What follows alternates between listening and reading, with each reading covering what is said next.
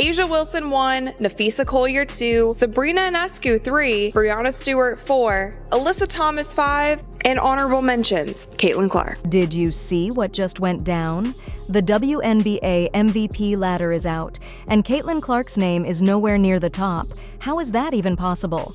This rookie sensation has been breaking records and lighting up scoreboards all season, yet she's barely getting any recognition. But here's the kicker. A'ja Wilson, the current frontrunner, might be feeling the pressure. When you compare the numbers, Clark's impact on her team is off the charts. Let's dive into why this snub has basketball fans everywhere fired up.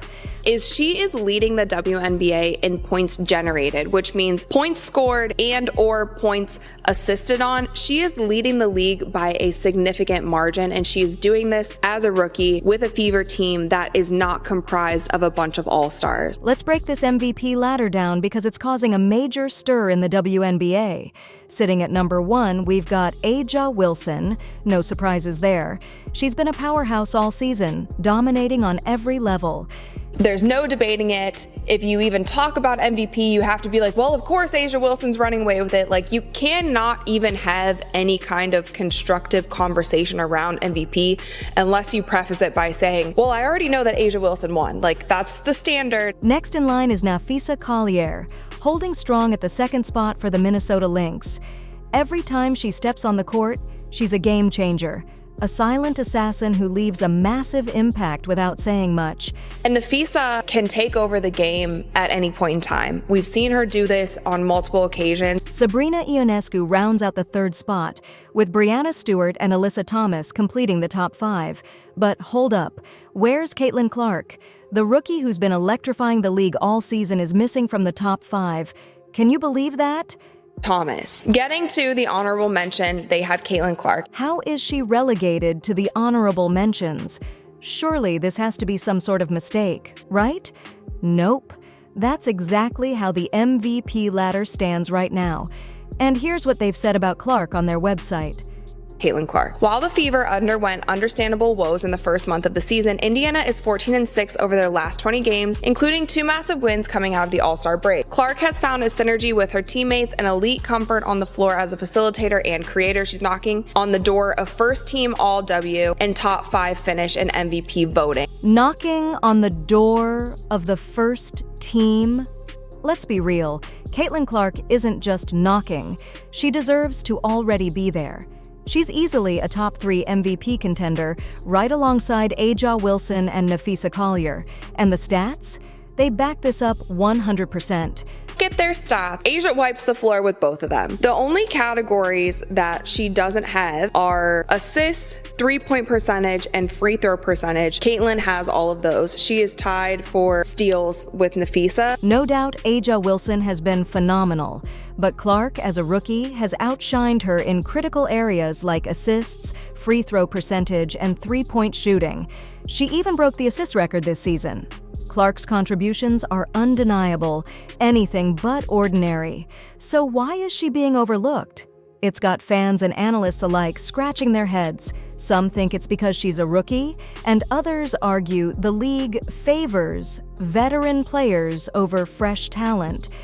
Conversation for sure. She absolutely should be in the conversation. This snub hasn't gone unnoticed. The controversy is heating up, with voices like Rachel Data calling out the WNBA's MVP selection process. Data argues that every time Clark raises her game, the recognition bar seems to get pushed higher. It's like they're setting impossible standards for this rookie to meet. Goalpost for Caitlin continues to move. It's like the better she does, the further they move their expectations or what she would need to do to even be, like this article says, in the top 5. Let's talk rookie MVPs in the WNBA. You know how many have won the award in the league's history? Just 1. Candace Parker in 2008. That's right, in over 25 years. It's like there's this unwritten rule that rookies can't claim the MVP. Is it because they're seen as too inexperienced? Or is this just plain veteran bias? Some argue that rookies need time to earn their place, but Clark isn't just performing well for a rookie. She's excelling, period. And nobody in the league can flick logo threes as effortlessly as Caitlin can. I'm sorry. It's gotten to the point where Rookie of the Year is over. All of a sudden, Caitlin Clark is starting to push A'ja Wilson for MVP of this league. And I am not exaggerating. She is starting to push A'ja as the best player in the league because I don't see anybody control a game the way Caitlin can. Think back to Candace Parker's historic rookie season. She didn't just win Rookie of the Year, she also snagged the MVP award. It was groundbreaking. Parker was averaging 18.5 points per game, dominating like a seasoned pro. Now compare those numbers to Clark's, and it's jaw-dropping. She averaged 18.5 points per game. Caitlin is currently averaging more points than that. Candace has more rebounds by a solid amount. But look at these other stats. Caitlin is averaging more assists, more steals, more three-pointers per game, and a higher free throw percentage. Also, Candace Parker is not a point guard. She's a 4. Here's the wild part. Clark isn't just matching Parker's rookie stats, she's surpassing them in several areas. Her all-around game is next level. She's not just a scorer, she's elevating her entire team. And isn't that what being an MVP is all about?